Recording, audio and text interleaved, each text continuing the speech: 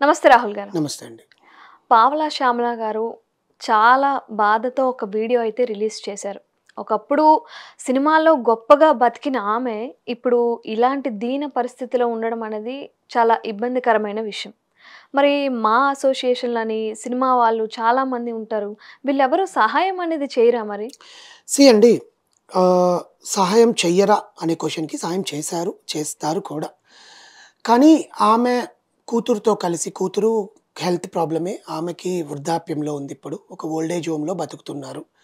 ఇక్కడ ఘటకేసర్ దగ్గర ఒక ఓల్డ్ ఏజ్ హోమ్‌లో వాళ్ళు బతుకుతున్నారు. అంతకుముందు కూడా ఆమె కొన్ని వీడియోలు రిలీజ్ చేయడము, ఆమె జీ తెలుగు వాళ్ళు తీసుకొచ్చి స్టేజ్ మీద ఆమెకి విరాళం అందించడము, ఆమె ఒక ఫంక్షన్, ఒక ఈవెంట్‌కొచ్చి నా బాధంతా ఏం లేదండి. నేను దాటుకుంటాను. కానీ నా కూతురికి ఎవరో ఒకరు సాయం చేయండి అని చెప్పడము. హ్మ్. ఇవన్నీ ఏంటంటే సినిమా ఇండస్ట్రీలో మామూలుగా చూసేవే. ఎందుకంటే ఒకానొక స్టేజ్‌లో ఎంతోమంది నటీనటులు హ్మ్. అవును. ఎంతో ఎవ్వరికీ మందితో సంబంధం లేకుండా చనిపోయారు. 'సావిత్రి' గారి దగ్గర నుంచి చూసుకుంటే ఇప్పటి వరకు. ఇప్పుడు 'అల్లరి సుభాషిణి' గారికి క్యాన్సర్ వచ్చింది. చిరంజీవి గారు సాయం చేశారు. బాలకృష్ణ గారు సాయం చేశారు. మంచు విష్ణు గారు సాయం చేశారు. పంపించారు. పంపించి ఆమెకి క్యాన్సర్ ఆపరేషన్ ఇప్పించి ఆమెకి చూసారు. మొన్నటికి మొన్న ఆహ్, ఆహ్, ఇంకొక పర్సన్ ఇట్లా వృద్ధాప్యంలో ఉంటే చిరంజీవి గారు పర్సనల్‌గా పంపించి చేశారు. చేస్తారు. కానీ ఏంటంటే ఇప్పుడు వాళ్ళకుండే స్టేజ్‌లో ఏం చేస్తే వాళ్ళకి హెల్ప్ అవుతుందనేది. ఇప్పుడు వృద్ధాశ్రమంలో ఉంటున్నంత మాత్రాన వాళ్ళకి ఫుడ్డు, బెడ్డు అంతా వాళ్ళు ప్రొవైడ్ చేస్తున్నా కూడా వాళ్ళకంటూ ఏమైనా ఆ అమ్మాయికి పేరు మీద ఏదైనా ఫిక్స్డ్ డిపాజిట్ కానీ ఏదో ఒకటి చేసుంటారు. హ్మ్. Telugu cinema association and Telangana film association and మా అసోసియేషన్ ఇలాంటి వాళ్ళకి ఎవరీ మంత్ పింఛన్ కింద పంపించాలని ఒక ప్లాన్ వేసుకుంది. దాని అవును. మీద మంచు విష్ణు గారు కరెక్ట్‌గా వర్క్ చేస్తున్నారు. హ్మ్. ఇప్పుడు మళ్ళీ ఆమె వీడియో ఎందుకు బయటకొచ్చిందంటే మొన్న రీసెంట్‌గా ఒక వీడియో పెడితే ఆకాష్ పూరి, మన పూరి జగన్నాథ్ గారి కొడుకు ఆకాష్ పూరి ఆకాష్ గారు పూరి. వెళ్లి ఆమెని పలకరించి ఆమెకు కొంచెం డబ్బు సాయం చేయడం జరిగింది. ఎందుకంటే ఆమె అలా దీనంగా ఉన్నప్పుడు ఆయన ఎంతిచ్చారో మనకు తెలీదు. 10,000 ఇచ్చారా? 5,000 ఇచ్చారా? 25,000 ఇచ్చారా? మనకు తెలీదు కానీ, ఆమెకి, ఆమె కూతురికి సరిపడనంత ఇచ్చారు అనేది. ఇక్కడ మనం మాట్లాడుకోవాల్సిందేందంటే, నేను ఇందాక కూడా చెప్పాను. కుడి చేతికి తెలియకుండా కుడి చేతితో సాయం చేస్తే ఎడమ చేతికి గూడా తెలీదు అన్నట్టు. హ్మ్. ప్రతి ఒక్కరు ఆమెకు హెల్ప్ చేసిన వాళ్ళేనండి. కానీ ఆమె ఇంకా డ్రైనింగ్ స్టేజ్‌లోకి వెళ్ళిపోయింది.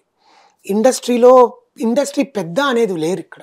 అవును. ఇండస్ట్రీ పెద్దుంటే ఇలాంటి వాటికనేది ఉంటదనమాట. ఇప్పుడు దాసనారాయణరావు గారున్నారు.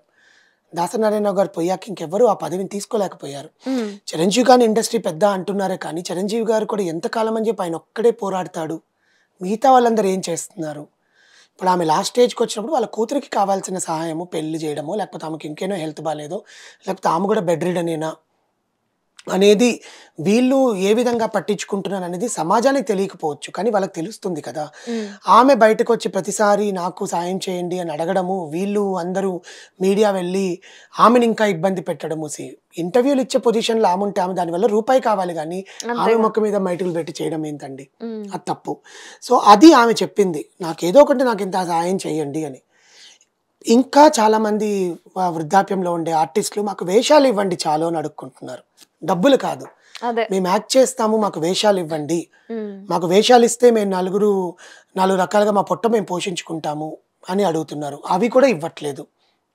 ఇది మనం ఇవ్వట్లేదు. ఇండస్ట్రీ అనేది ఒక పెద్దుంటే డిస్కషన్ జరుగుతుంది. హ్మ్. ఆ ఇండస్ట్రీ పెద్దనేది లేకుండా పోవడం వల్ల ఇలాంటి ప్రాబ్లమ్స్ వస్తున్నాయి. సో, దీనికి ఇప్పుడు పావలా శ్యామల గారు ఇష్యూకి వీళ్ళందరూ స్పందించట్లేదా అంటే ఖచ్చితంగా స్పందిస్తున్నారు. మొన్న మంచు విష్ణు గారు గాని, శివబాలాజీ గారు గూడా మా అసోసియేషన్ తరఫున ఆమెకు సాయం పొందాలి అని చెప్పి అనుకున్నారు. ఖచ్చితంగా చేస్తారు. కానీ దీన్ని నెగెటివ్‌గా చేసి పలానా వాళ్ళెళ్లారు, పలానా వాళ్ళెళ్లి చేశారు, వీళ్ళు చెయ్యట్లేదు, వీళ్ళ పాట వీళ్ళు వేరే వాళ్ళకి జేస్తారు, వాళ్ళకి చెయ్యరని మాట్లాడడం తప్పండి. ఇండస్ట్రీలో ప్రతి ఒక్కరిని హక్కుని చేర్చుకుంటుంది. ఆ కళని నమ్ముకునే వాళ్ళని ఖచ్చితంగా చేస్తారనేదే ఇండస్ట్రీ నమ్ముతుంది.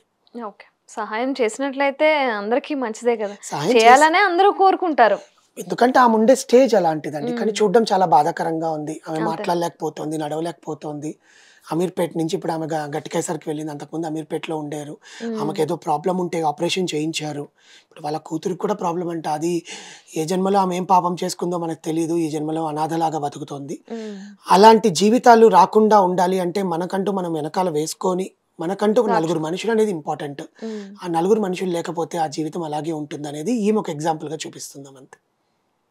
Thank you. థ్యాంక్ యూ అండి.